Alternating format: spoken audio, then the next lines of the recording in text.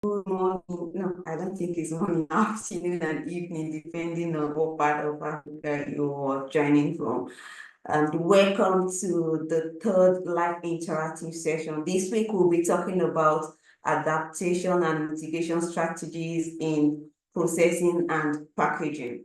So we have two wonderful people that will be talking to us about this topic. I'm very sure you might have met them if you have gone through Module 3. They are Atinuke, Lebile, and Rechi, Dlamini. So today they will be talking to us, having conversations around what we have learned in the portal already. So quickly, I want to quickly run through the agenda, which is the introduction that we always do, and then we'll be having the membership drive, and then the unveiling of top scholars. We'll be playing to you today a testimonial video of Brace alumni, after which we'll have the speakers' presentations and then a portal walkthrough, and then we'll close. So quickly introduce yourself, and then just like our norm is, let's know your name, your country, and your agribusiness. And the purpose of this is to connect with like-minded entrepreneurs across Africa. So you might be in Rwanda, and then there's someone that is doing the same thing as you in Uganda. Please connect with them. That's actually one of the reasons for this introduction. So quickly, I don't have the time, otherwise I would have gone through the comment section and see and read out some of your names and your agribusiness, but then I think maybe we'll have that time in our next live interactive session. So let's also know if you're happy, nobody should be sad, actually. It's we've done two live interactive sessions, and this is the third one. I know that it has been engaging all along, and we should be excited with this one. So let's see an emoji describing how you feel about this live interactive session. Are you excited? And then what's the mood like? Are you loving it? So let's see that. So about African food chain makers, I'm sure everybody should be reading this alongside with me. So we believe that small and medium-sized enterprises are the lifeblood of the food ecosystem in Africa. These enterprises are driven by visionary, dynamic, and innovative entrepreneurs who operate as primary producers, aggregators, processors, distributors, finance and technology providers, chefs, cooks, consultants, and innovators. We call them chain makers. So if you are on this call, you are a chain maker. And then these chain makers are faced with the devastating impact of climate change, global and local risk and shocks, and macro and microeconomic challenges. These entrepreneurs need funding, they need training, visibility, market linkages, and a community of support to successfully scale their businesses.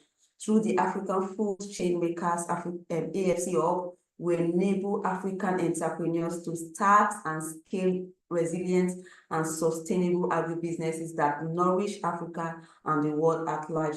So what we do, how do we accomplish all of this, is by community, by data and opportunities, by visibility and recognition. I'm sure most of you that have joined the AFC Hub already will be benefiting in this wise when it comes to the data and the opportunities, the visibility and recognition, then the learning and trainings, which is one of what we are doing right now. So let's join the African food chain makers and then get to enjoy other things apart from the training that Brace is giving us. So quickly, I want to allow my colleague to tell us about the African Food Chain Makers Community, the AFC Hub, and I'll be inviting Rose to take us through these segments. Rose, if you're on the call, I'll be leaving this to you. Hi, Rose, are you there?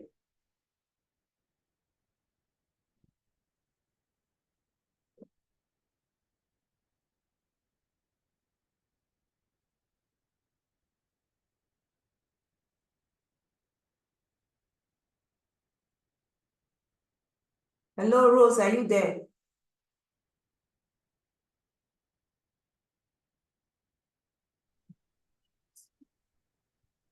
Oh, thank you, Patient. Patient, can you hear me?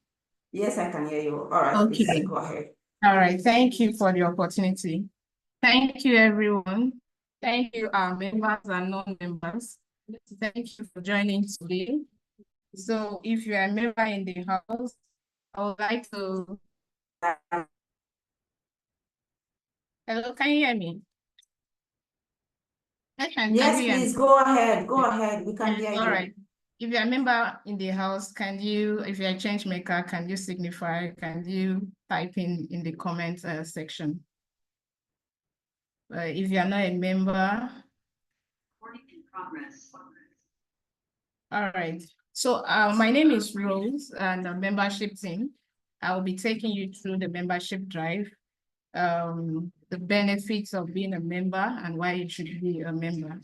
So first, as a member, you have access to funding opportunity, exhibition. When we have events, we invite our members.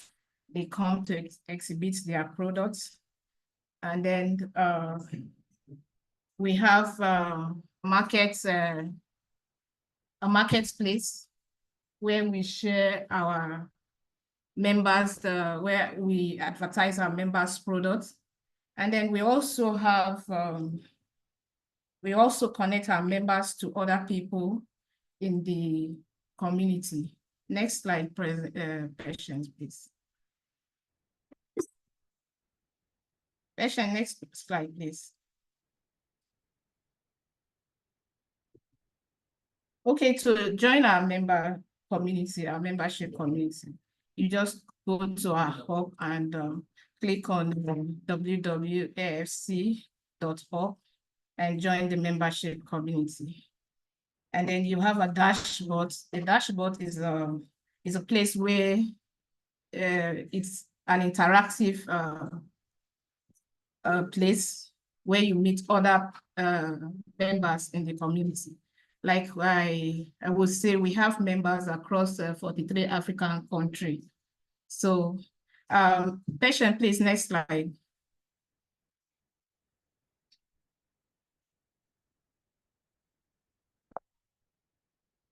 Patient, next slide, please. So we have our marketplace where you showcase your products, just like I said before. At the marketplace, we collect our members' products. You can use your dashboard to update your products, and then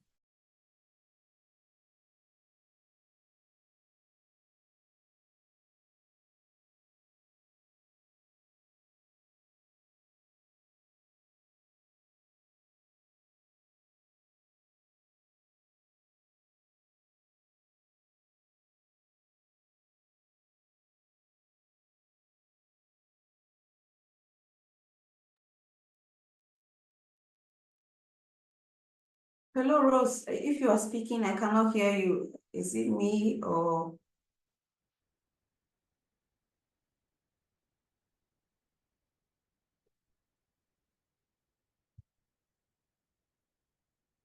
Hi, Rose, are you there?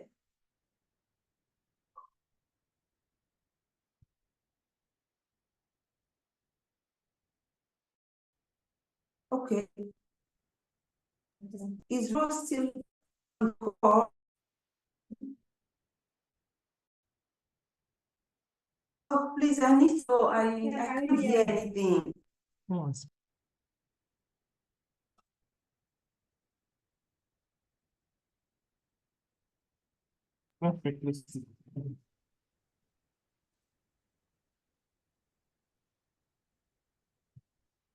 hello, Patient, can you hear me? Okay, yes, please, I can hear you. I wasn't Hello, hearing Patient. you at some points.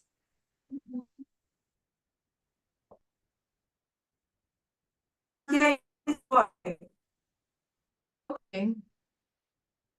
All right, thank you so much. I'm sorry for that interruption. All right, like I was saying, please click on the link to join our membership community. It is very important as an business owner. You need to showcase your business. You need to, we create visibility mostly for our members. And so please don't be left out.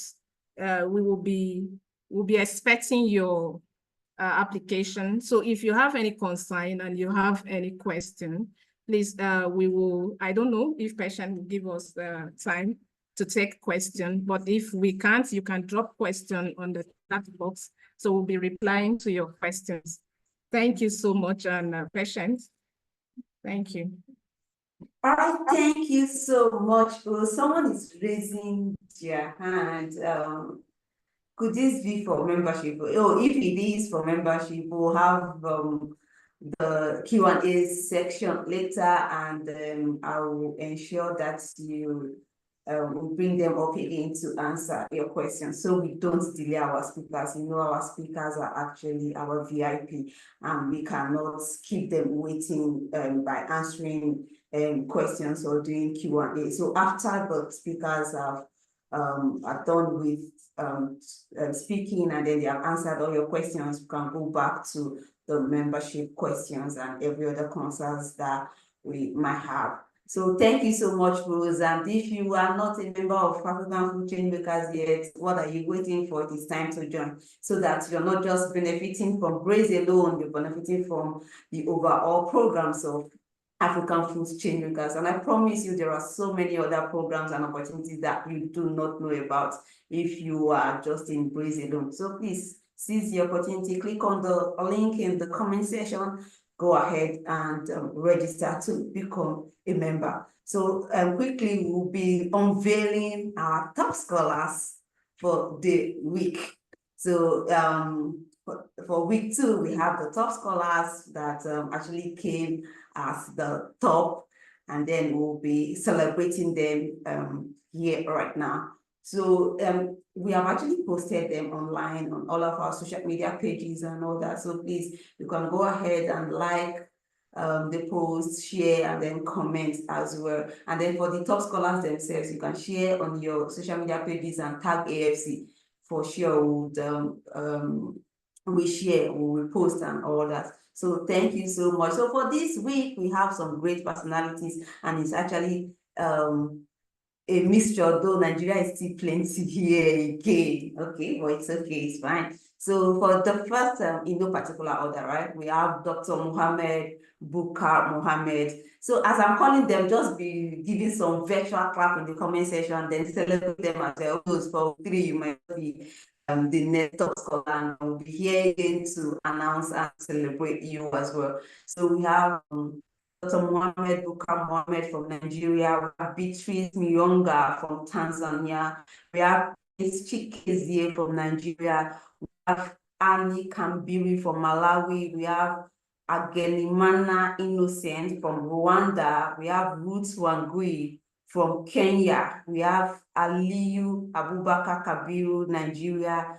Shetima Baba Abba, Nigeria. Peter Kolawole Ogundipe, Nigeria. Suleiman Isa Ahmad, Nigeria. So these are our top scholars for week 2. We hope to have another set of top scholars announced next week. So please, if you're here in the on this call and your name is here or your face is here, you can just say, yeah, I am a top scholar in the comment section. And then if your name is not here yet, how about next week? You might just hear. So we can give them a special class and celebrate them for being top scholars for the week. So quickly, like I said, while I was doing the introduction, I said we're going to have to show you what some people that passed from past course. We have participants that actually have passed out from the Brace course and all that, and then they have been impacted in several ways. And so we want to play some 1 or 2 videos for you to see what they have to say. So please, I would just go ahead and play the video right now.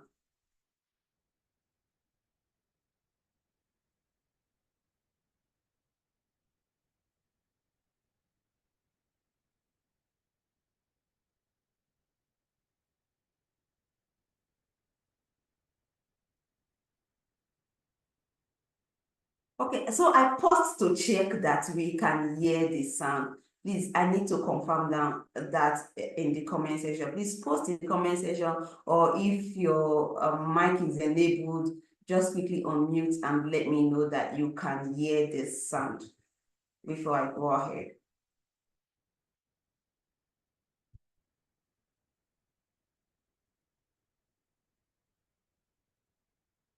Okay, so I'm not seeing any response yet. For those that are co-hosts on the call, please let me know if you can hear my sound, the sound from the video.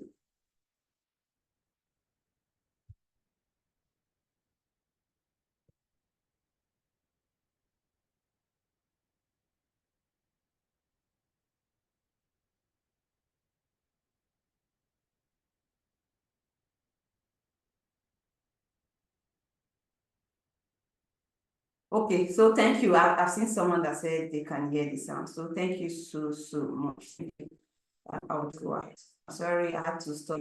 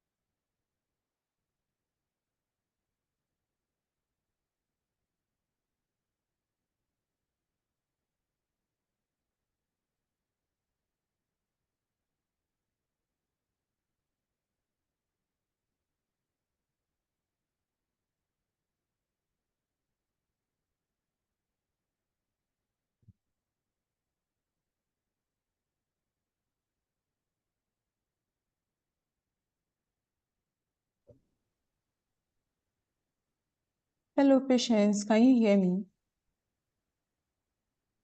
Yes, please, I can hear you. Yeah. I can't hear the sound from the video. I don't know if it's from my end, but from the people around me, we can't hear any sound from the video, but we can see it moving.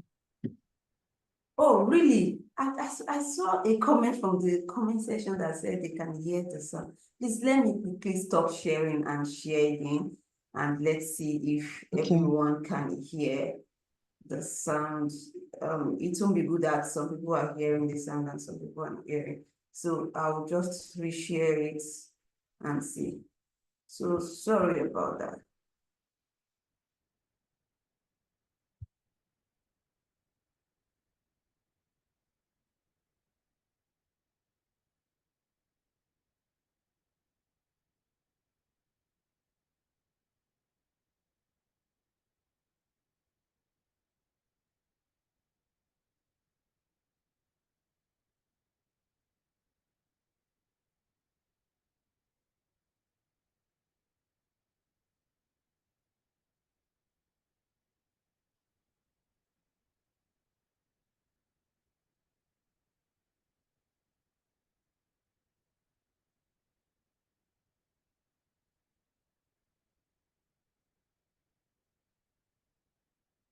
All right, please, can you see the screen?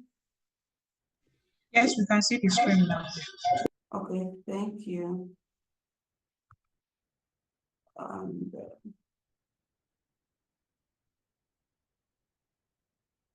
Can you hear it now?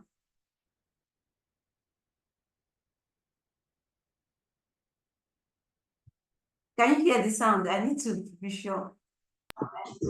No, not yet. At all. Oh, I don't At know all, why she no. can't hear the sound.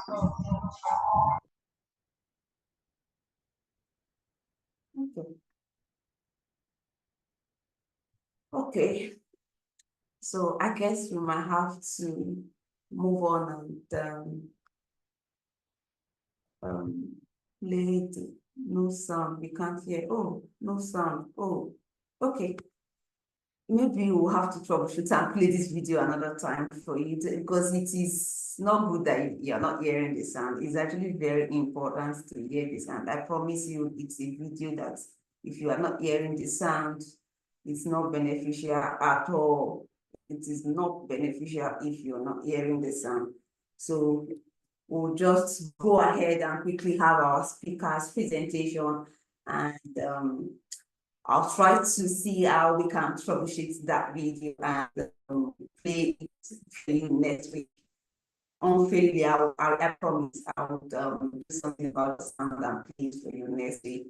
It's not, even though the picture is okay, it's very good that you hear the sound, you get to hear what is being said in the video. So please, we'll just quickly, I apologize that you couldn't hear the sound. I apologize sincerely. So please, we'll just quickly go to our speakers presentation, and today it's adaptation and mitigation strategies in processing and packaging. I would have said, let's hear one or two participants tell us what they have learned significantly from this particular mode. Maybe one person, just one person. Please, if you have something to say about one of the three, raise your hand and I'll ask you to unmute, and you will quickly shoot.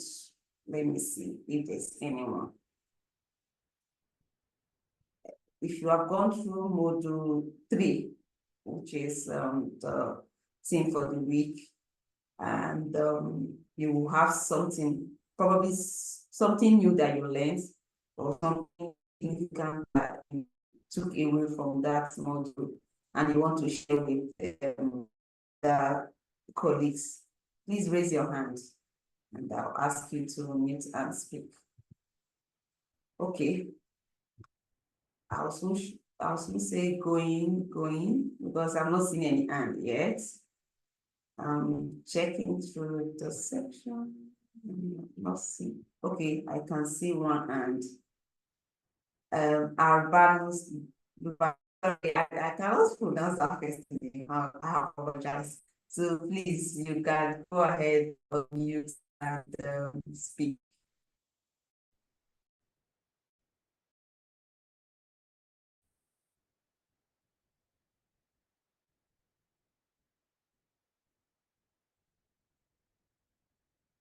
So I'm asking you to unmute. Kindly unmute and speak. Hello. Yes, I can hear you. Please go ahead. Okay. Now my name is Mwangangi Albanas Lubano from Kenya.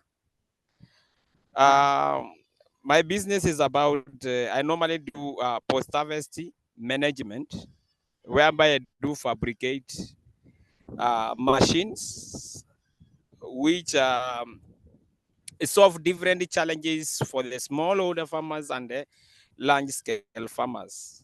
Particularly, I do fabricate machine like a multi-purpose thresher using a drum. At that drum, it can thresh different stages of crop across all the ranges. Whenever it is, for sometimes you might get rain, and that rain may spoil the crops. So I came to notice this is a problem which I need to venture and save my people. I normally use solar for my machine to power as a power mode, use electricity and also a generator. That is a mechanical way. So my idea came after I came to notice that there are some machines which we bought from outside the country, that is from abroad. But when it comes to Africa, some of these machines are very expensive as we compare, like a combined harvest are very expensive. So it is just a few farmers who can achieve that price, and that's why we end up with a insecurity in our country. It is my idea I came up with and the pilot here in Kenya, and is now working to improve our people, both small scale farmers, large scale farmers. And also we do, I normally do fabricate brigade making machines. Also, that one is to do away with environmental conservation. Yes, I don't want to take larger time because this one everyone want to talk. Thank you. All right, thank you so much. Thanks so much for sharing with us, and that's actually very much appreciated. Thank you so much. So quickly, we'll go to our speaker's presentation, and then the first speaker today is Rechi Dlamini. So Rechi Dlamini, I'm sure if you have gone through Module 3, you already have seen this face before. So because she actually took one of the courses in Module 3. So she's actually a forward-thinking agri-industry consultant, bringing over 17 years of expertise in agro-processing development and project implementation for emerging farming and agro-processing sector businesses in Eswatini and KwaZulu-Natal, South Africa. Dlamini has extensive land reform experience, which involved the transfer of land to previously disadvantaged communities and individuals in the South African sugar industry. She cultivates rapport with individuals to optimize project goals and outputs, resolve complex problems, and deliver innovative improvement strategies, proficient in strategic planning and business development. More recently, Dlamini has mobilized women in the crafting arena to respond to the demand for bespoke fashion ranges, with an emphasis on crochet, knitting, and beadwork. She's an agro-processing incubation specialist, a proprietor of Frikelela Advisory Services. So if you are excited on the call, please let's give some virtual clap and welcome Rechi Dlamini to the virtual podium. So Rechi, good afternoon, ma'am. If you're on the call, I'm going to leave this to you. Rechi Dlamini.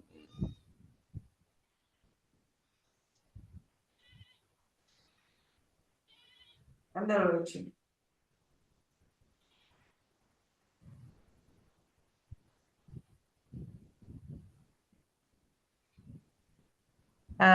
Good afternoon, everyone. Good afternoon, ma'am. Yes, thank you for the opportunity. Do you have the presentation on your side? No, we don't have it yet. Oh, wow. What You want happened? us to project it for you? Yes, please. Please do project it. I'm using a different machine today, which doesn't have but as you are prepared to get the presentation, just I'm really fascinated by the gentleman in Kenya who is creating the post-harvest equipment, which is very relevant for our African setup, and the briquettes are one of the examples in my presentation. So well done, hey? Well done on the forward-thinking side of your business. I'm just waiting for the projection. So in terms of mitigation is saying you are looking at how best to reduce your risk. So if you are where I am right now, I'm in Eswatini, it's very cold, it's been very cold, it's October, it's supposed to be warm, but it's been very cold. So at this time of year, you don't expect to be making fire to keep yourself warm. But because of the changing weather patterns, a person now starts having firewood all year round, so that when it's too cold, you make a fire and you keep warm. So that is like a mitigation strategy on my part. So you need to do the same for your business, whatever it is that you have need for. If we may go into presentation mode. Thank you, I can see the presentation is there.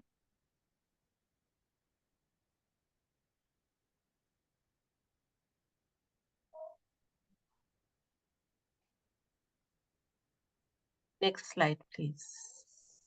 So there are two facets to the presentation. It's mitigation strategies and adaptation strategies. Mitigation is essentially saying, how are you managing risk? And adaptation is saying, what can I change? How can I change to exist in this new operating condition? Next slide, please.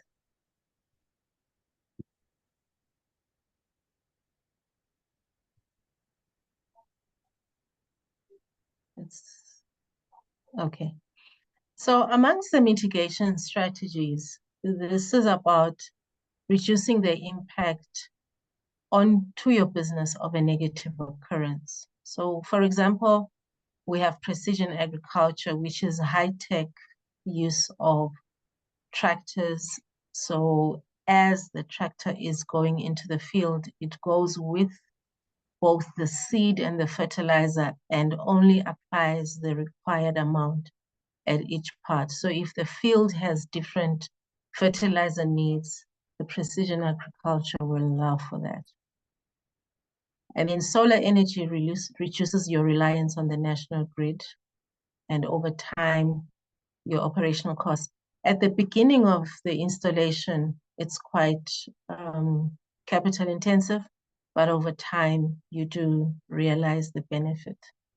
And then energy efficient equipment would then reduce your fuel usage, and reduced energy uses by incorporating plants in architecture. So there is examples around the world where they've brought in plants into a building and completely remove the need for air conditioning. So that is something you could also do in your operation.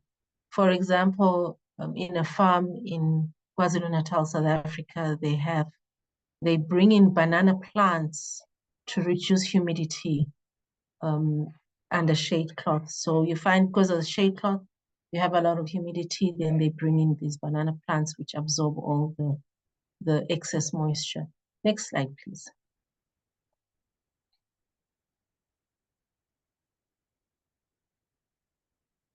Okay, and then energy smart technologies. We have the example of a heat exchanger option on a dairy farm in Moy River, South Africa. So the milk, when it comes from the cow, is warm and has to be reduced to 4 degrees. The extraction of that heat, they extract the heat into the heat exchanger, and then they use that heat to warm the water that they clean the dairy parlor with, which means they are not bringing in purchased energy to warm the water that they clean the parlor with. So that is a mitigation strategy. Next slide, please. And then we have examples of circular operations where there are a number of hotels around the world where they're using the waste from the hotel, they compost it, and they convert, and then they extract the liquid fertilizer and use it in the vegetables, as well as in their landscaped gardens. You can also have energy recovery from waste, such as generating biogas from animal waste on a farm. I have noticed there's quite a lot of installations of biogas plants in East Africa, predominantly Uganda, from the groups that I am present. And the repair and maintenance of equipment is also something that extends the usage of equipment and reduces your costs. A real-life example is Airbnb, which is a circular operation, uses existing infrastructure to extend hospitality services without building new structures. I was actually thinking that even Uber uses existing cars without purchasing any new cars. Next slide, please. And then there are examples of zero waste where businesses do not send anything to the landfill. They reuse, they repurpose. You can have anaerobic digestion of waste to generate energy, whatever waste is from that operation. So there is examples of a Toyota manufacturing plant in the US, which is zero waste, reusing all their materials in their processes. And we have the production of briquettes from agricultural waste in Malawi as an alternative energy source, as well as reducing costs and deforestation. Next slide, please.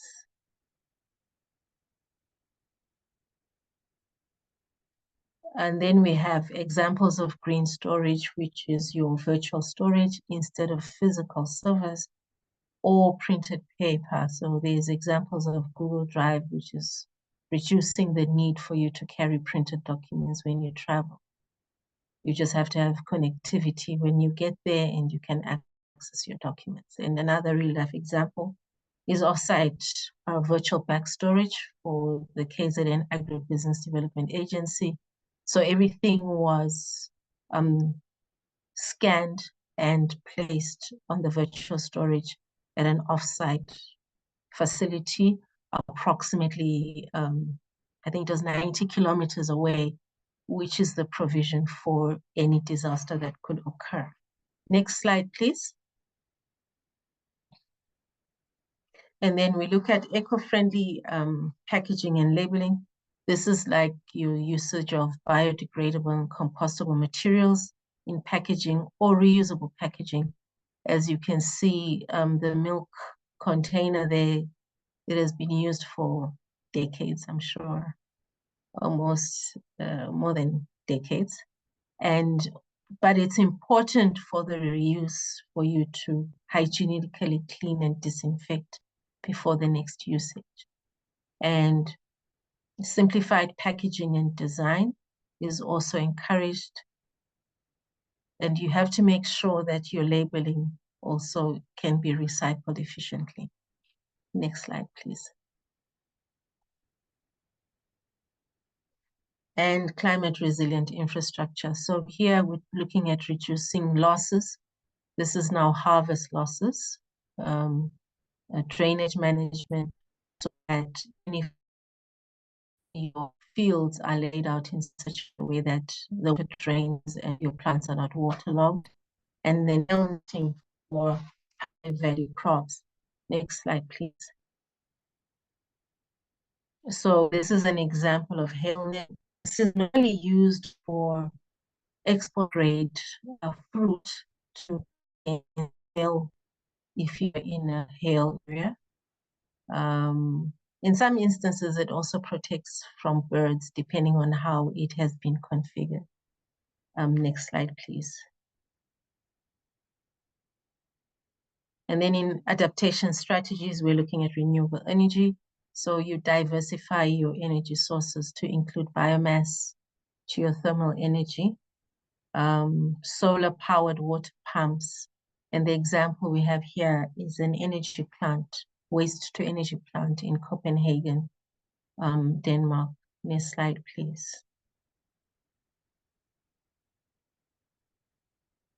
Biocoating. This is the usage of biocoated seed that can remain dormant in the soil until there's adequate moisture. This then means you could do your planting earlier. If, for instance, it's farmers that are sharing equipment, then you don't have to, you're not forced to plant when there has been rain. You can plant earlier and be unaffected by the demand for equipment. There's also the use of textile to reduce heat, and then the construction industry. There as well, there is biocoating. So, for example, insulation, you can have insulation in your facility. Let's say you have a processing plant. Your insulation will reduce your need for air conditioning or heating during cold times. Next slide, please.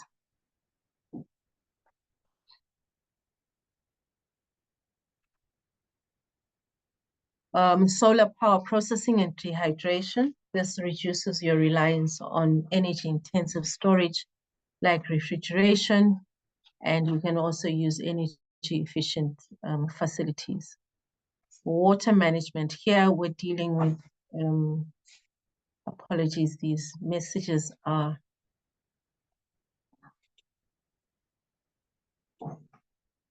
distracting me and blocking my view. So water management, we have drip irrigation, rainwater harvesting and storage, mulching, both organic and synthetic. There are drought tolerant varieties that have been developed, and those are an option.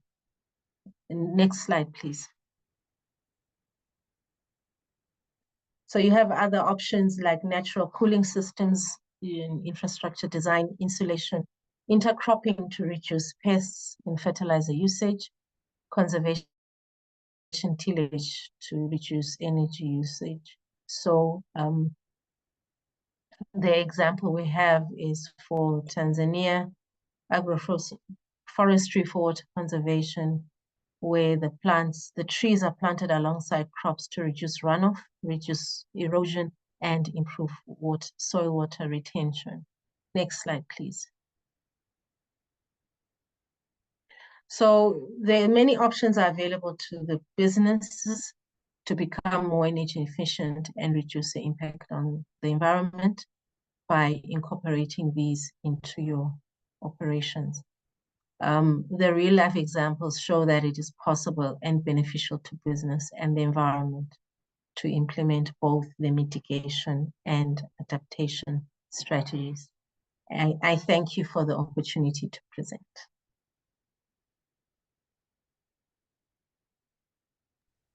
I thank you so much, ma'am. Thank you so much. So we'll quickly ask the second speaker to present before going to the Q&A, so we don't have them scattered.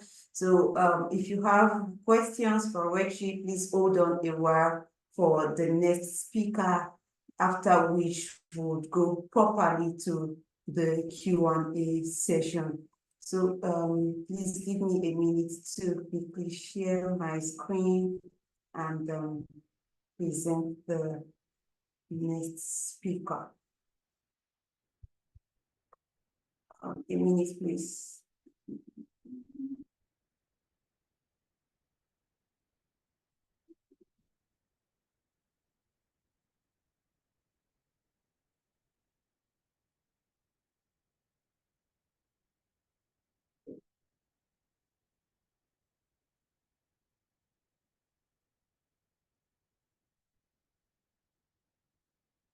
Okay, so for the next speaker, we have Atinuke Lebile.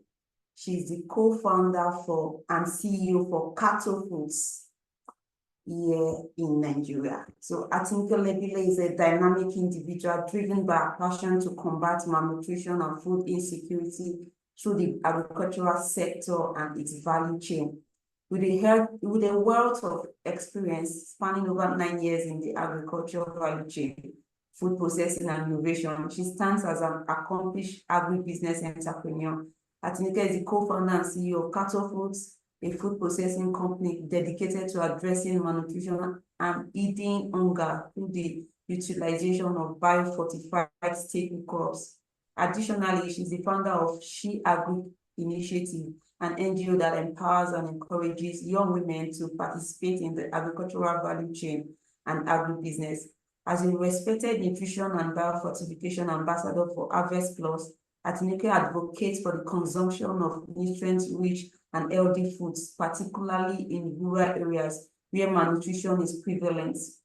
Her commitment extends beyond her ventures as she serves on the advisory board of Rural Innovation Network, a social enterprise based in the United States. Atinuke Lebile holds a degree in agricultural science from the University of Ilorin, Nigeria. She has also certificates in business and from Port University, USA, and enterprise management from the Enterprise Development at Lagos Business in Nigeria.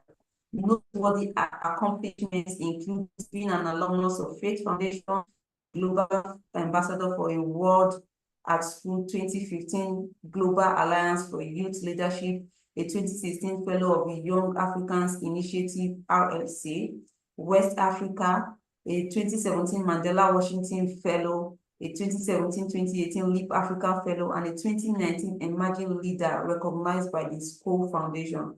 Atinuke possesses an unwavering passion for business and entrepreneurship and a commitment to youth and women empowerment.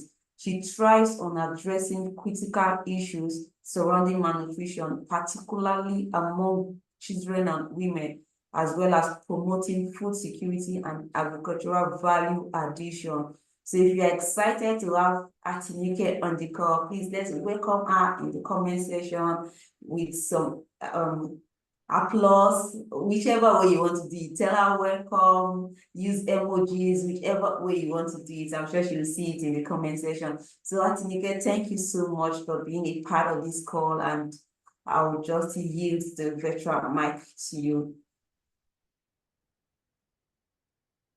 All right, thank you very much, Patience, for having me. And thank you to African Food Maker. Can you hear my voice? Can you hear me? Very well, loud and clear, I can hear you. Okay, all right, thank you very much. And it's a pleasure to be here again this evening, and I'm happy doing this. And thanks to our first speaker. In fact, she has done justice to most of the things I want to talk about, but at least I'll be able to ship in one or two things. Do you want me to share my screen from here, or you just share the presentation that you have? Please go ahead and share. All right, that's fine. Okay, telling that only us can share. So can you make me the host or something? Okay, yes, please, I can. Okay, so please go ahead. I'll read you. Okay, thank you.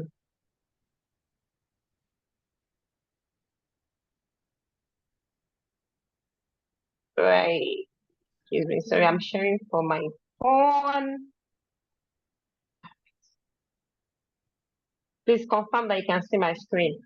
Yes, I can see it. All right, thank you very much for having me. So I think I have just 10 minutes for this presentation. So now we'll be talking about the adaptation and mitigation strategies in food processing and packaging, where I personally operate in as an agripreneur. So now we'll be talking about just a short introduction to what food processing and packaging is. For some of us who really want to have that understanding before going into the adaptation and mitigation strategies, we talk about the effect of food processing and packaging on climate change. We talk about the adaptation strategies. The first speaker has actually told us what adaptation and mitigation, what it means.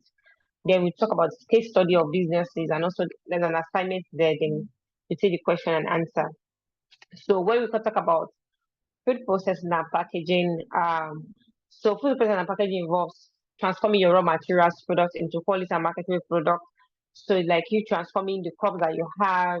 Let's say you have your fruits, the pineapple into fruit chips, the tomato into ketchup, and you know that kind of transformation to make it more marketable, more profitable, and to even also make it more attractive, and also to extend the shelf life of that product. So basically, that is what food processing is all about. And as much as we're trying to make it more profitable or extend the shelf life in the line of the processing, there are also some ways that the processing aspect also contributes to the climate change that if not properly managed. So what are the effects of food processing? How does it contribute to the climate change? Now, greenhouse gas emission.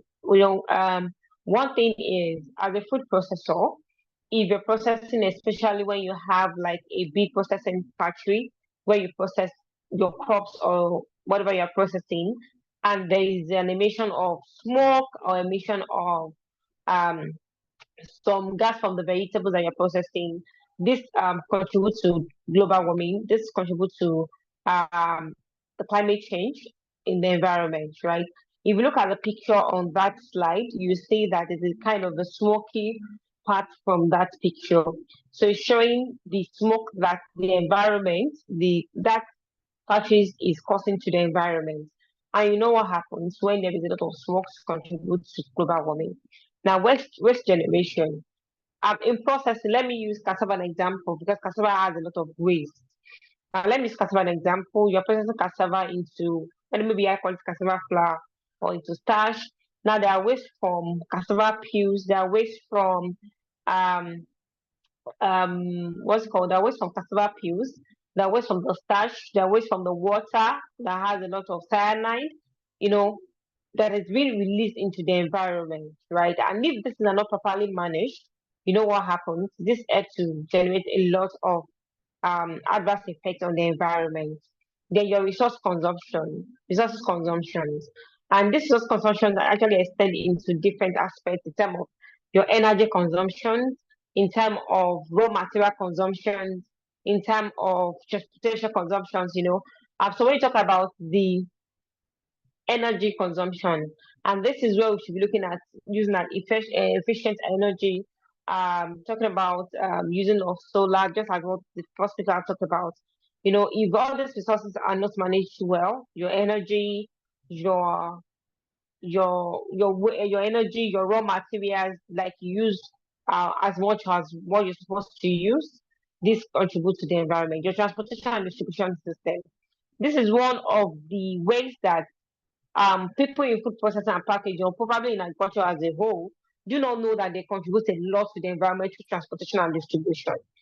And you know, in transportation, you are transporting your raw material from a point to your factory, and after processing, you transport again from your factory maybe to the market and all that. So all this carbon emission from vehicles, carbon emission from your trucks, from your car, you know, this also contributes to the environment. And I know that you're asking questions around, so are we not going to transport our goods?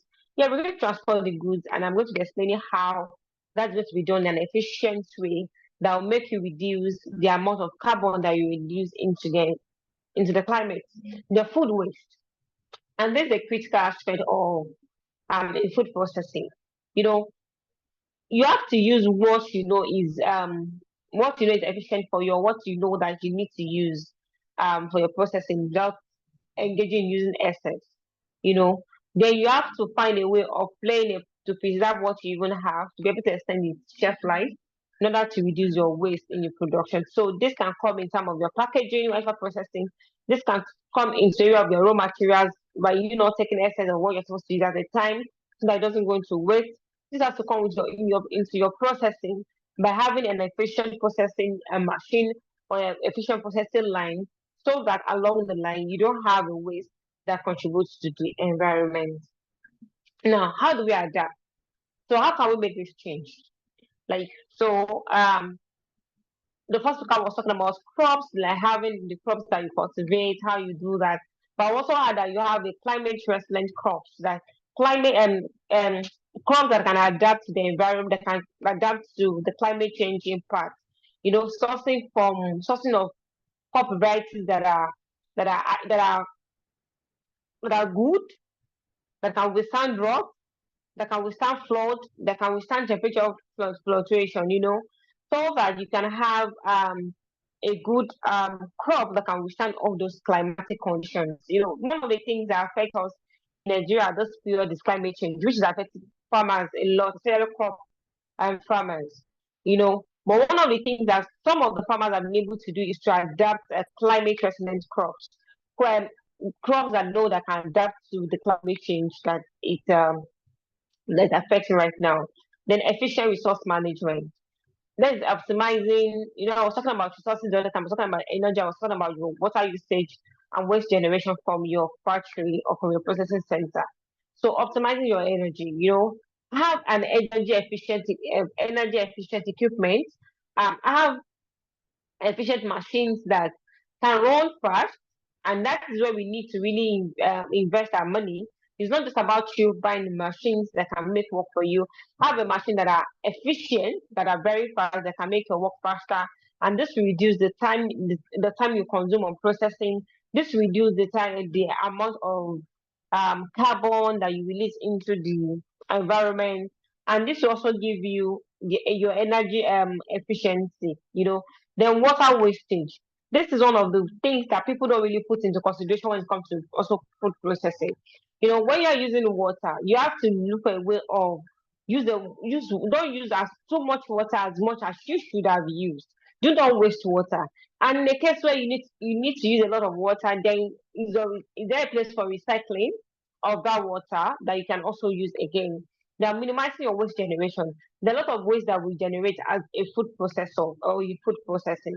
How are you how are you disposing this waste, number one? Number two, are there waste that you can also recycle something that you can regenerate, like zero waste, right? So maybe your waste you can turn into something else. Like let's use cassava as an example.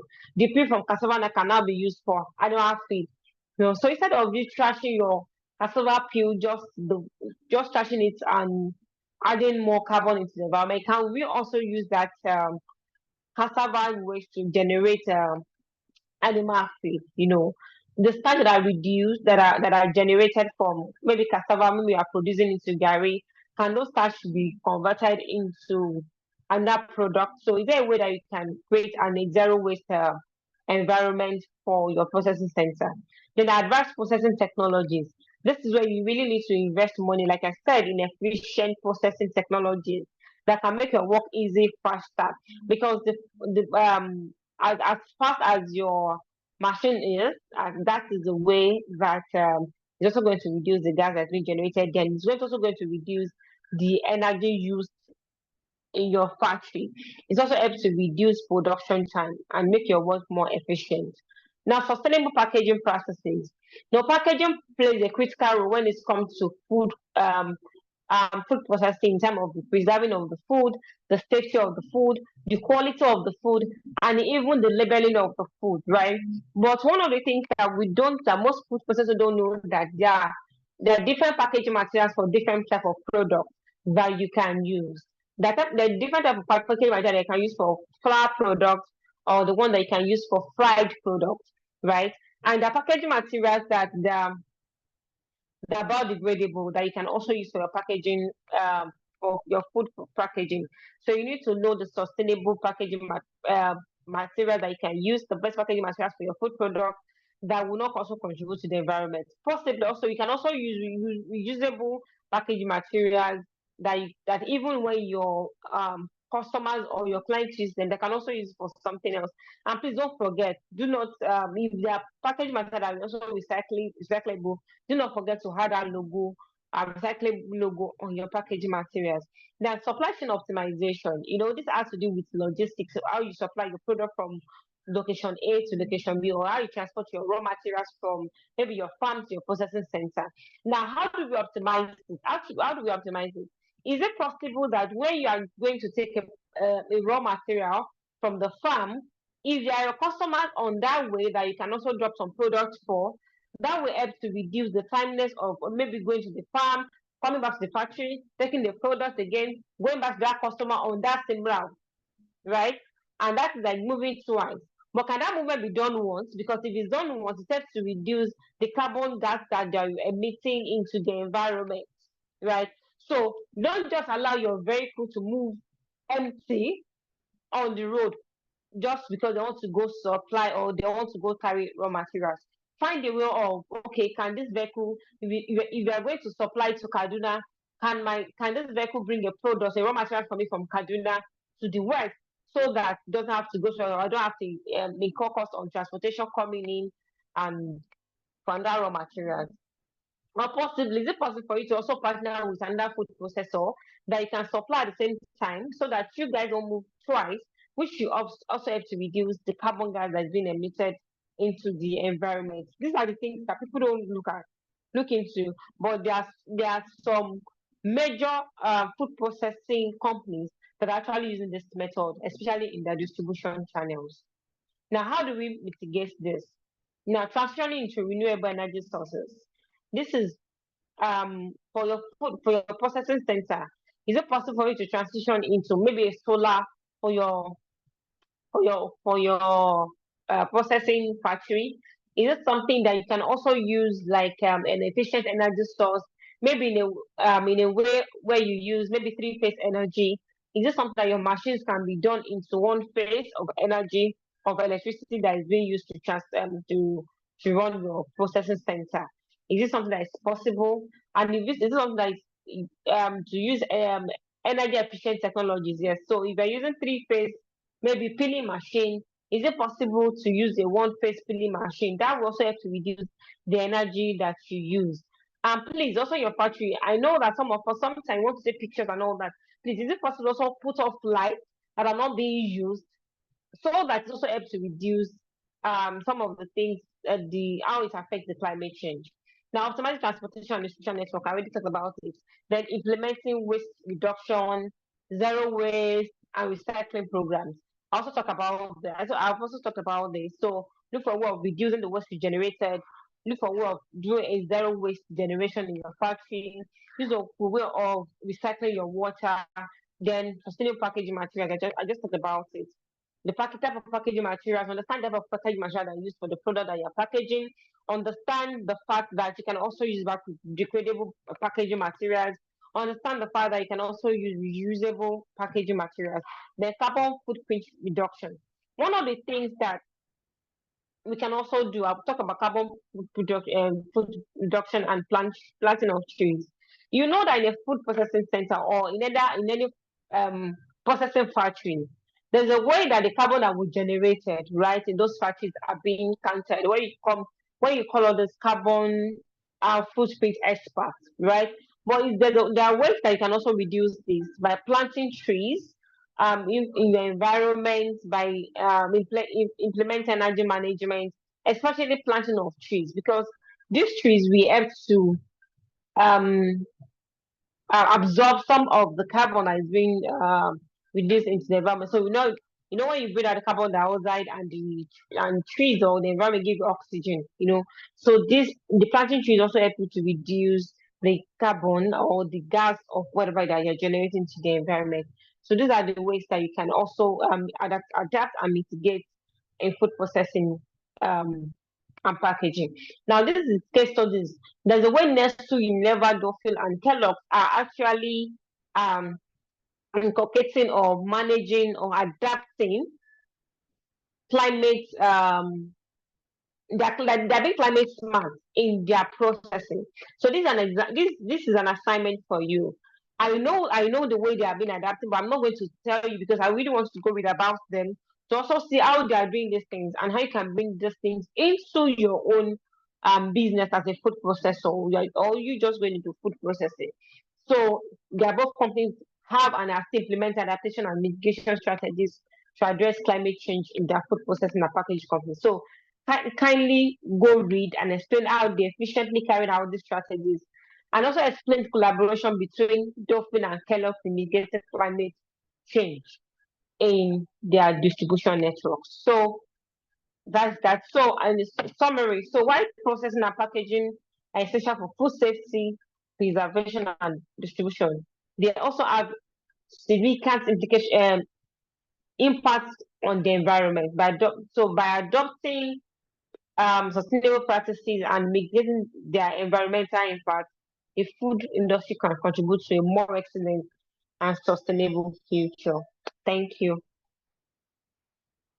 All right, thank you so much. Thank you so much, Atinuke. So everyone, this is the time to ask questions from our speakers for today. So if you have any question and you need clearance on anything or clarity, this is the opportunity you have. I'm sure you have also gone through the modules in the portal and all of that. Are there questions you want to ask them? This is your opportunity to ask those questions. So if you have a question you want to ask either Rechi or Atinuke, please raise your hand or ask to your question. So I will look for if there's any raised, and I'll ask you to unmute and ask your question. While the section was on one and raised, the person has dropped the hand. But please, if you have any question, this is the opportunity to ask either of them, either Rechi or Atinuke. I'm just going to give 10 seconds. If I do not see any hand raised, it means that we all understand both three and you all understand what the speakers have talked about today. So I'm still waiting. I'll also check the comment section to see. Oh, very interesting, okay, well done. I think okay, slides to be shared. Okay, that's for us. Recording to be shared. Okay. YouTube link. Okay, someone has even replied to that. Okay. All right. So there's no question in the comment section either, and nobody is raising their hand as well. Okay. I don't want us to let them go and you now raise your hand. Okay, someone is saying we should share this lesson. All right, that's fine. We'll share the recording with you all. We're recording this session and we're going to share just like we've always done. We'll share with you. Oh, Rechi, all right, please go ahead, ma'am.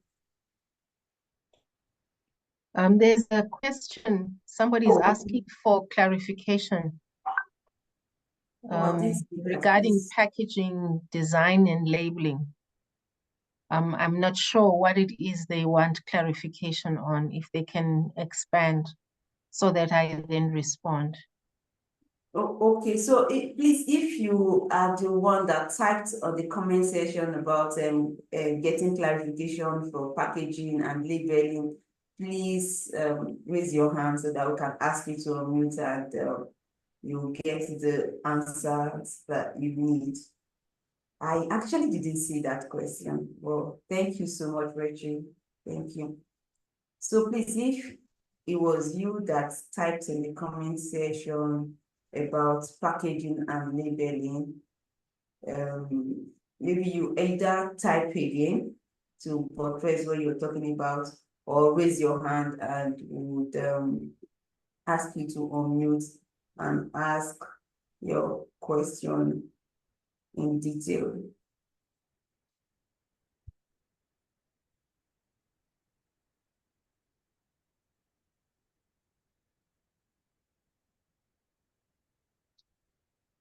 Okay, so for those asking, I'm seeing in the comment section, recording and slides. So for those asking for the slides, it means you're not going through the modules.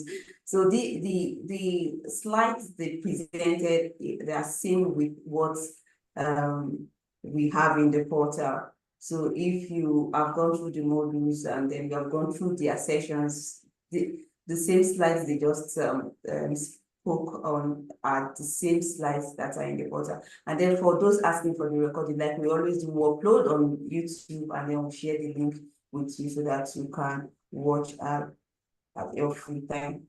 Okay, if you could explain more about, I think I'm seeing something. If you could Golanga, if you could just explain more about packaging, designing, and labeling. Okay, so this person is saying just explain more about packaging, designing, and labeling. So Rechi, maybe you can just go. I have 2 more hands now. Okay, it's fine. But Rechi, please go ahead and maybe just throw more light on packaging, labeling, and designing. You're muted. Rechi, you're muted. Oh, okay. Sorry. I think I should just make you co-host. Sorry. Okay, so in terms of packaging, design, and labeling, if you have packaging, you want to keep the packaging as simple as possible. You know, you will find packaging where the whole container has multiple colors.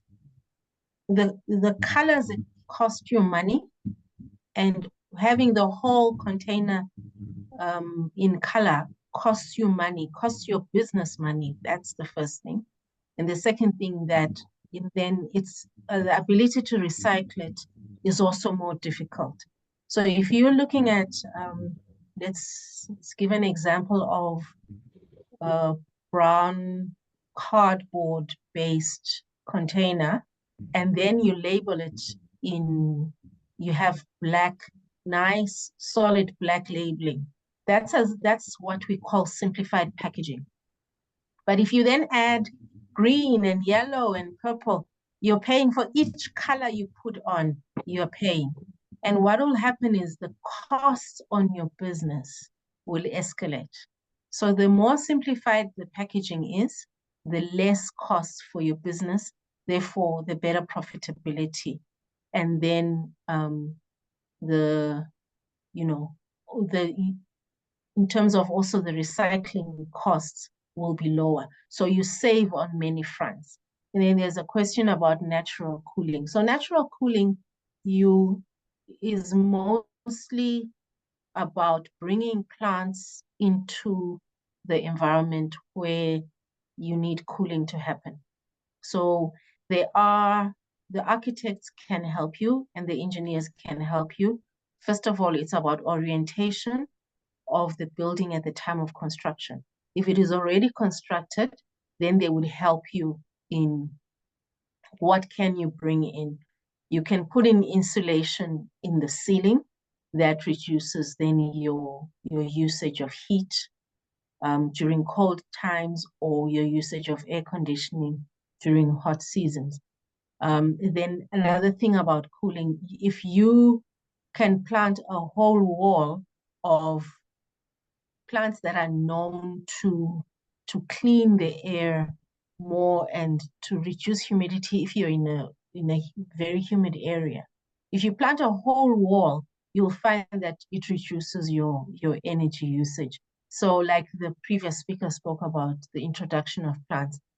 I can give you an example of, I lived in an area where in the summer, temperatures could go as high as 40 degrees. But if you sat under a tree, you felt it could be easily 6 degrees cooler than every other place. So the plants have a significant impact on how much heat you are subjected to. So if you have a building, for example, that has a side where it gets too hot, you could actually plant creepers in such a way that the building is then shaded. I'm sure if you were to leave a car in direct sun, 40 degrees, and if it's under shade cloth, there's a very, very big difference. So you are wanting to use those concepts in your building to reduce your heat, and that is what we're talking about, natural cooling. You are not using any energy, but you're cooling down your building. I hope that provides adequate explanation. There are other hands. I shall await. Thank you so much. Thank you so much, Rechi. So we'll just quickly go to the next person raising their hand, Mari Abba. Please unmute and ask your question. Okay. Good evening, all. Good Hello. evening. Hi. Can you hear me? Yes, we can hear you. Okay, thank you. My question goes like this. I'm into poultry, right? Broilers to be precisely. So, and I made to understand that in my production, once my broiler pass certain weeks, let's say like 6 weeks, anything getting to 7 weeks and 8 weeks is like a feed wastage and also a lose for me in the production business. So I want to engage into the processing and the packaging of the broilers. So I want to know more, or I want to understand, how do I go into that? Is there a way that maybe once my birds are just 6 weeks, I can now slaughter all of them, prepare them, package them, and store them in a way that anytime customers are in need, I can now start selling instead of encountering waste of feed and other things? Hello? Yes. You have multiple options.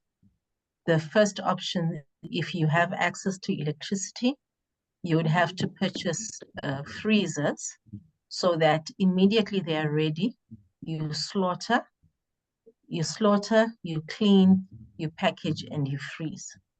But it's very, very important to observe certain guidelines. If the freezer has not been running before, the freezer must run at least 12 hours before you start putting in your stock. If you put in before 12 hours, everything will rot. So you need to also understand all those guidelines. So that's the first option, you can freeze. The other option you can do is you would slaughter, clean, and smoke, okay? In the smoking, depending on the person that is helping you on the knowledge of the smoking, they can be stable enough that they don't need a fridge. But if it is a mild smoking, then you still need a fridge. You would need a fridge, but not a freezer. So it still extends your shelf life. And then you have the last option, which is your, in South Africa, they call it biltong, which is like a form of drying of the meat.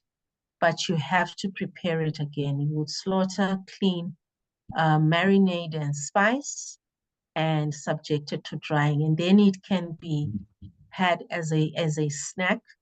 You would then supply it in as a snack to the clients. Obviously, you have to get an understanding of whether the clients will accept that before you take that journey. So I would, if I was you, I'd take two chickens and do a trial run. Do the smoking, do two smoked, two marinated and dried, and then see what is the response of the customers. It also is dependent on your situation. If you don't have electricity, then freezers are not an option. If you have electricity, then freezers are an option. But you also need to remember, once they're frozen, they must always be in a frozen condition. Don't take them out of the freezer, put them back.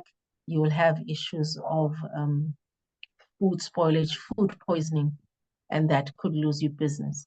So when you're moving the frozen, you must be in a cold chain. It must be a refrigerated truck, which will maintain the temperature from frozen. And don't delay between slaughter, cleaning, and placing them in the cold chain, because then it starts to go bad. If you're living if you're operating in a hot area, you then have to do the early hours of the day, which means you'd be slaughtering at about 5 a.m., 6 a.m., so that by 9 you're done. You don't want to be doing anything after 10 a.m.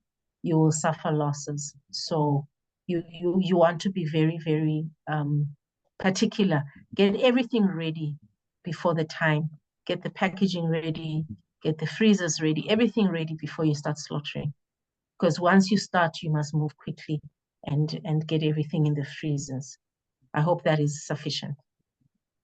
All right, thank you so much, Rechi. Thank you so much. So before we take the last question, Atinuke has asked to leave the call because she has another meeting she needs to attend. So, but before we let her go, let's quickly put on our videos and take a photo session with our facilitators before Atinuke leaves the call. So please, everyone, let's put on our videos and then let's take a group photo, a family picture, like we always call it and always do, so that in case you go to Eswatini and you see Rechi there, tell her, show her the picture and tell her that you have been in the session with her. So thank you so much. So I'm sure my team members are taking the pictures. Thank you for everyone that on their videos. All right, thank you so much. All right, thank you so much. Thank you so much, Atinuke. Thank you, and it's really great having you. Thanks for this great opportunity and privilege to talk to you for this session again, and then hope to see you again next time. But we really do value your presence every time, every single time. Thank you so much, Atinuke, and do have a great evening. Thank you. Okay, all right. So Rechi, so you also to answer the last question for us, which is Jacqueline. Please, I'm asking you to mute and ask your question before Rechi takes her. So Jackson, you are to unmute and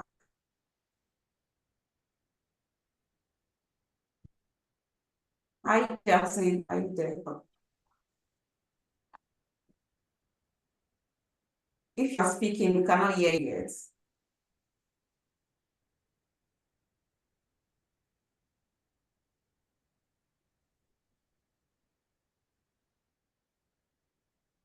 He's muted. You muted himself, but we couldn't hear.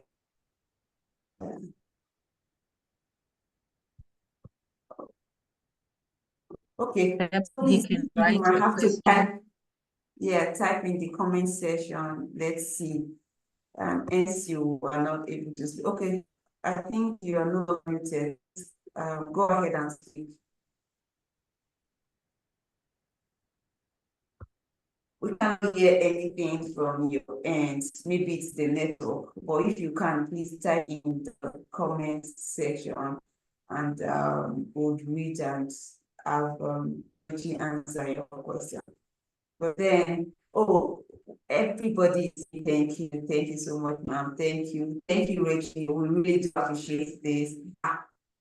Someone is there. This has to be the last question. Terima Stephen, please. This is the last question we're going to take. Thank you. So mute and go ahead. I'm asking you to mute.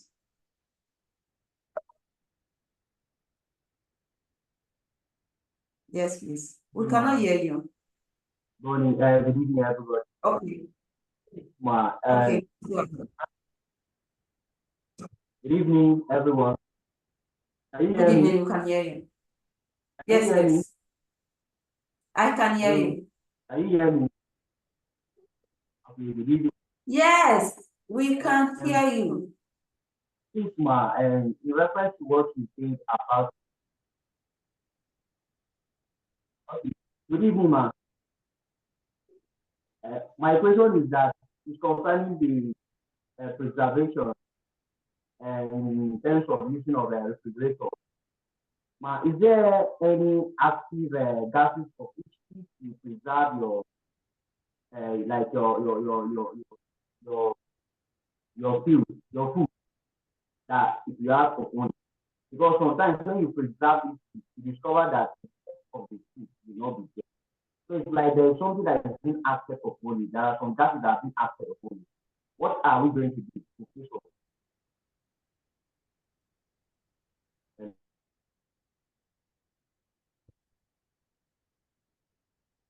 I'm not sure I heard what was said, but if I understand, you are saying that for food preservation, if you're trying to preserve your food and some gases act upon it, what are you going to do in that case? Is that what you said? I can see that your video is on. Please just nod if that's what you were asking. I'm not sure I heard. You're not muted, but it's like your network is really terrible because we could barely hear anything. Oh, please, everyone, please type your questions in the comment section. We cannot have everybody raise their hand and ask questions. Oh, we have lost him. Okay. Okay. Juliet, please. On the processed foods, there's certain things that you need to adhere to. First of all, how are you preserving your product? Let's take the example of chili sauce. You can use artificial preservatives in the chili sauce to extend the shelf life, or you can package while hot. So if you use bottles, glass bottles, then the products can be packaged hot. You don't need to use preservatives, but you must be careful of contamination. So the bottles must be sterilized and the product must be as high heat as possible. So it enters the bottles. The bottles must be hot at the time of bottling. The product is bottled and it's hot, and you seal immediately, and then it cools together. That can be stable for up to a year, if I'm not mistaken. And then if you use the preservative, your inorganic preservatives, you must use the correct concentration so that the shelf life is extended. But also you do tend to lose color. You may tend to lose certain textures if you preserve. Even drying, if you dry, you need to try small quantities first to see how does it behave under different conditions. Some of the vegetables may need to be blanched, which is like subjected to boiling water for a few moments before you dry so that they keep color. It depends on what it is you want to dry. So they're asking about what packaging will work for high temperatures. It has to be paper-based. So because that will not allow heat to come in. You don't want to use plastic if you are dealing with temperatures of 38 degrees and above, or anything above 20 degrees. You don't want to use plastic because plastic will retain the heat and then spoilage will commence.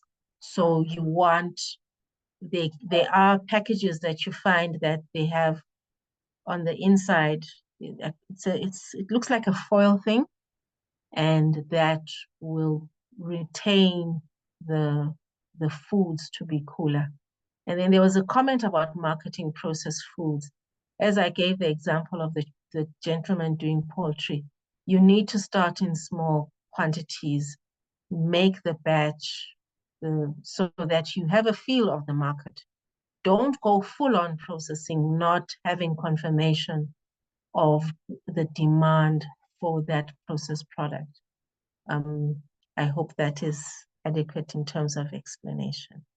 Thank you. All right, thank you so much. Thank you so much, Rechi. Thanks for your commitment and your sacrifices, especially even in the comment section. I see that you have answered some of the questions in the comment section, and this is really great. Thank you so much, and we appreciate all of your sacrifices and all. Thank you so much. So Mwagangi, sorry, we can't take your question now. You might have to write it in the comment section and probably we can send it to Rechi some other time and then see whether we can get the answers to you, because we need to do other things. We have some questions on the membership and all that. We need to answer all of them, so we can't really take other further questions now. So Rechi, thank you so much for your time, and thank you so much for your sacrifice and commitment to the GRACE program. We appreciate it so much. I'm sure the participants will be typing in the comment section, will be saying thank you as well, and then appreciating you as well in the comment.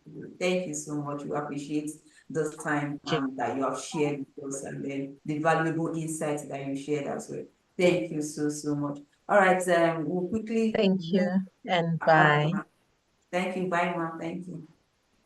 Yeah, so everyone will quickly move to the portal walkthrough. So for the portal walkthrough, I just want us to have conversations on maybe you have any issue around login or continue with the courses and all that. So if you have a question, maybe you have not been able to log into the portal, or there's something that you have not been able to do and all that, you might have to raise your hand and then we'll ask you to unmute, or drop it in the comment section. I'll see it and answer you adequately so that we don't waste too much time. If you have not, I want to assume that everybody on this call have logged into the portal and we have started, we have done our pre-diagnostic questions, we have started module 1, we have done module 2, and we have done module 3, or we are in module 3, something like that. So if you are here and then you have not been able to log into the portal, please raise your hand. If you have a question, please raise your hand and let us know. Then we'll ask you to ask your question. Otherwise, we'll just quickly take our next steps. So I'm waiting for your hand. Oh, Mwagangi. Okay, please go ahead. Hello, everyone. Yes, hello. I can hear you. Yes, I can hear you. I want to add just a few things on cooling. There is a gentleman who raised a question about the cooling purposes in some crops. But I want to add, you might be opt to use, maybe you might use a charcoal cooler if there are electricity has become very expensive for you. It depends on the region where you or the country you are. If the electricity has become very expensive, you may opt to use a charcoal cooler. You might opt to use a solar cooler. When it comes to dryer, because there are some kind of the crop which need to be dried, like when it comes to the mangoes, and also tomato nowadays we normally dry and then sell in off season. So when you go to the market, there are different kind of the materials of paper, nylon papers. So wherever you are, you might just look the kind of the design, or you find an engineer who is well capable, knowledgeable, can able to advise you the kind of the cooling or a dryer you might use and save your farmers. Yes, thank you. Thank you. All right, thank you so much. Thank you for sharing that insight with us. Thank you so much for contribution. And we actually encourage and appreciate contributions even from participants as well, because that encourages peer learning also. So thank you so much for sharing that, Mwagangi. So please, we'll just encourage everyone to please, for next steps, please complete your courses. Like if you have not gotten to module 3 yet, please complete module 3 and start module 4, because our next live interactive session is going to be on module 4, which is on logistics and distribution. So we're going to be talking about even coolers and dryers and no longer will come up in that module. So really, we need to also complete the module so that we can follow adequately when we bring our speakers or facilitators on the call during the LIS. And also, if you have not joined the WhatsApp platform, please endeavor to join the WhatsApp platform. The WhatsApp platform is where we are able to share all of the additional reading material. Because of the weight of the materials, we're not able to share them via email, so we share them via the WhatsApp platform. Please, if you have not joined yet, check your email. The WhatsApp link is there, and click on it to join the WhatsApp group. If you have completed the modules, share your learnings on social media, tag us at _AFC Orb, and really would appreciate you tagging us, and also we'll repost for you. And the next is that please attend the next live interactive session. It is coming up next week, Friday, which is on the 11th of October. Kindly attend that live interactive session. Like we said, to be a top scholar, you don't just need only the portal, you also need the live interactive session. And also live interactive session, but stress all of the things that we have learned in the portal, and then you're not able to ask anybody questions because it's an online platform. You're not able to ask questions and all that. That's why we bring the speakers back during the live interactive session for you to ask them questions. And then there is a technical phase after this phase, and then please watch out for that phase, and because it will be announced via email eventually. So if you have any issues, you have complaints, you have questions, you're not able to log into the portal, or then something is bringing you so much we are as it regards the Grace portal, please send us email at grace@afcorg, or chat with any of the admins in the WhatsApp group. We'll be more than glad to help you. So thank you very much, everyone, and thanks for attending the live interview today. And do not have questions and other questions, we'll just call it an evening. Thank you so much, everyone, for being a part of the live interactive session today. It really feels good to have you all the time in this live interactive session. Do have a good day. My name is Patience Brian. Take care. Bye. Bye too. Bye. Bye. Bye. Bye. Thank you, Ma. Bye. Bye. Bye. Bye. Bye.